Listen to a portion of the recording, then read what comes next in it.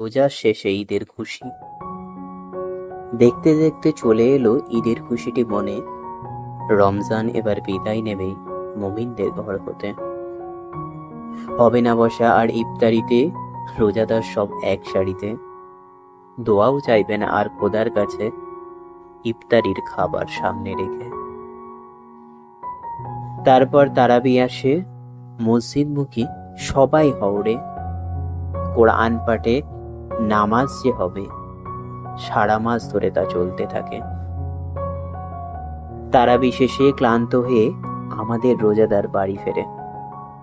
রাতের খাবার তাড়াতাড়ি খেয়ে ঘুমাতে হবে আগে ভাগে, না হলে কিন্তু ছেড়ে যাবে সেহেরি খাওয়ারটিও ভোর রাতে। অনেক কষ্টে ভোর রাতে উঠে কিছু খাবার নাকে মুখে গুজে, এক বোতল জল খেয়ে রোজা শুরু হবে ফজরের আজান দিয়ে।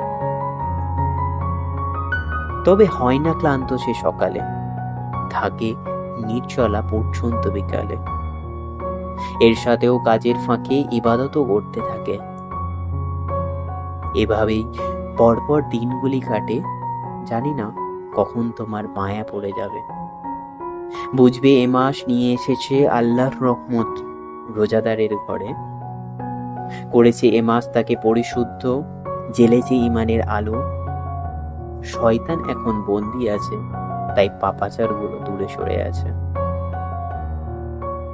তবে এ মাস থাকবে না সব সময়, দিতে হবে একদিন তোমাকে বিদায়। সে দিয়েছে তোমাকে এক পরিশুদ্ধ জীবন, সেই ধারাটি বেয়ে নিয়ে চলার দায়িত্ব তোমারই আজীবন।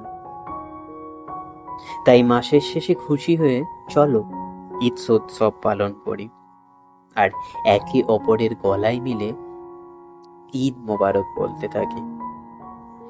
ঘুচে যাক সব ভেদাভেদ সমাজ হতে, ঈদের আনন্দ তো তবেই সবার মনেতে খুশি আনবে। মাহে ফैजान माहे ईमान मोहब्बत है रमजान।